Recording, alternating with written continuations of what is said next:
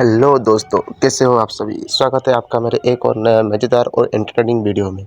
आज हम आपके लिए एक बहुत ही शानदार कहानी लेकर आया हूँ, प्रसिद्ध राजा हरिश्चंद्र की कहानी।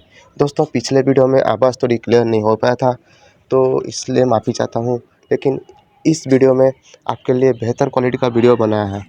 अगर आपको ये कहानी पसंद आया तो वीडियो को लाइक, शेयर और सब्सक्राइब ज़रूर करें और कमेंट करके बताएं कि आपको ये कहानी कैसी लगी।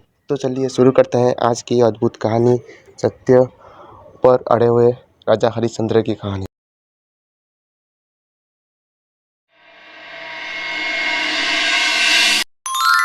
भारतीय इतिहास और पौराणिक साहित्य में कई महान व्यक्तित्वों का उल्लेख मिलता है, जिन्होंने सत्य, धर्म और न्याय को सर्वोपरि माना।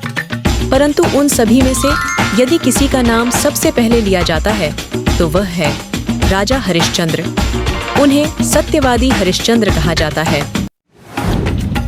उनकी यह ख्याति केवल इसलिए नहीं कि वे एक अच्छे राजा थे, बल्कि इसलिए कि उन्होंने जीवन के सबसे कठिन समय में भी सत्य और धर्म का साथ नहीं छोड़ा। उनकी कथा न केवल एक प्रेरणा है, बल्कि यह भी बताती है कि सच्चाई और धर्म का मार्ग कठिन अवश्य है, परंतु अंततः विजय उसी की होती है। राजा हरिश्चंद्र सूर्यवंशी वंश के राजा थे। उनका शासन अयोध्या नगरी पर था। वे अत्यंत न्यायप्रिय, दयालु, प्रजावत्सल और धर्मपरायण थे। उनके राज्य में प्रजा सुखी थी। किसी प्रकार का अन्याय या अत्याचार नहीं होता था। लोग कहते थे कि हरिश्चंद्र के राज्य में सत्य और न्याय का वास है। उनकी पत्नी का नाम महारानी तारामती था और पुत्र का नाम रोहिताश्व। तीनों ही धर्म और नीति का पालन करने वाले थे। राजमहल की ऐश्वर्यपूर्ण जीवन शैली के बीच भी उन्होंने कभी धर्म और सत्य से समझौता नहीं किया। एक दिन महर्षि विश्वामित्र, जो कि एक महान तपस्वी थे, राजा हरिश्चंद्र की परीक्षा लेने आए। वे जानना चाहते थे कि क्या हरिश्चंद्र वास्तव में उतने ही सत्यवादी और धर्मनिष्ठ हैं जितना जग में प्रसिद्ध है। राजा हरिश्चंद्र ने सदा की भांति उनका स्वागत किया। उस समय विश्वामित्र ने कहा, राजन, यदि आप वास्तव में सत्यवादी हैं तो मुझे दान में अपना राज्य दीजिए।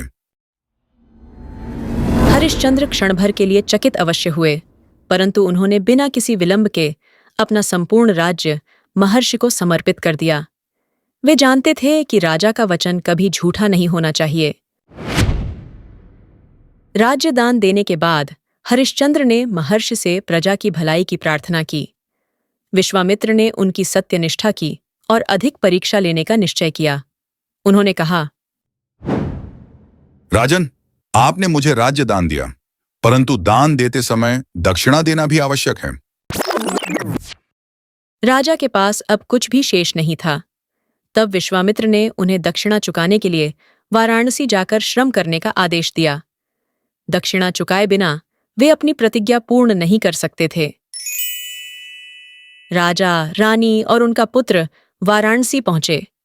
वहां जाकर उन्होंने अपने श्रम से धन अर्जित करने का निश्चय किया, परंतु जीविका चलाना कठिन हो गया। अंततः हरिश्चंद्र ने स्वयं को बेचने का निर्णय लिया। वे एक चांडाल के दास बन गए।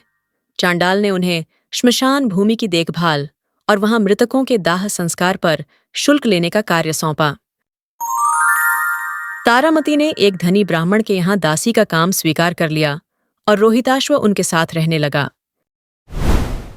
कुछ समय बाद उनके पुत्र रोहिताश्व की अकाल मृत्यु हो गई।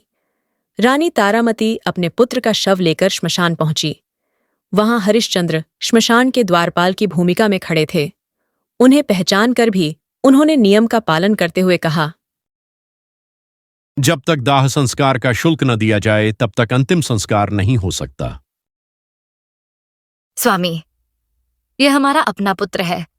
हमारे पास शुल्क चुकाने के लिए कुछ नहीं है।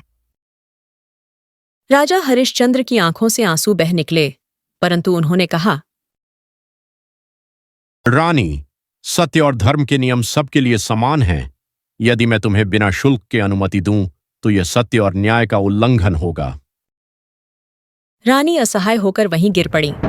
उसी समय आकाशवाणी हुई, हरिश्चंद्र, तुम्हारी परीक्षा पूर्ण हुई। यह सब देखकर देवता, आर्षि मुनि और स्वयं भगवान विष्णु तथा भगवान शिव प्रकट हुए। उन्होंने हरिश्चंद्र की दृढ़ता की सराहना की। उन्होंने कहा, राजन, तुमने असंभव को संभव कर दिखाया है। सत्य और धर्म के प्रति तुम्हारी निष्ठा अतुलनीय है। तुम्हारे जैसा सत्यवादी धरती पर दुर्लभ है। तत्पश्चात देवताओं ने उनके पुत्र को पुनर्जीवित किया। रानी तारामती को पूर्व स्थिति में लौटा दिया गया। स्वयं इंद्रदेव ने हरिश्चंद्र को स्वर्ग जाने का निमंत्रण दिया।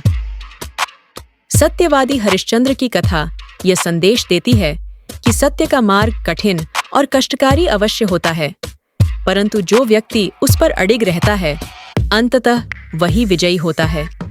संसार में ऐश्वर्य, धन, राज्य और वैभव सब नश्वर है, परंतु धर्म और सत्य शाश्वत हैं। हरिश्चंद्र ने अपने जीवन से यह सिद्ध किया कि धर्म के मार्ग पर चलने वाला व्यक्ति चाहे कितनी भी कठिनाइयां झेले, अंततः देवता भी उसकी सत्यनिष्ठा के आगे नतमस्तक हो जाते हैं। मिलते हैं आप सबके साथ अगली वीडियो में। अगली वीडियो इससे और भी अच्छी है। उस वीडियो को देखने के लिए इस चैनल को जरूर सब्सक्राइब करना। कमेंट में जरूर बताना कैसे लगा कहानी।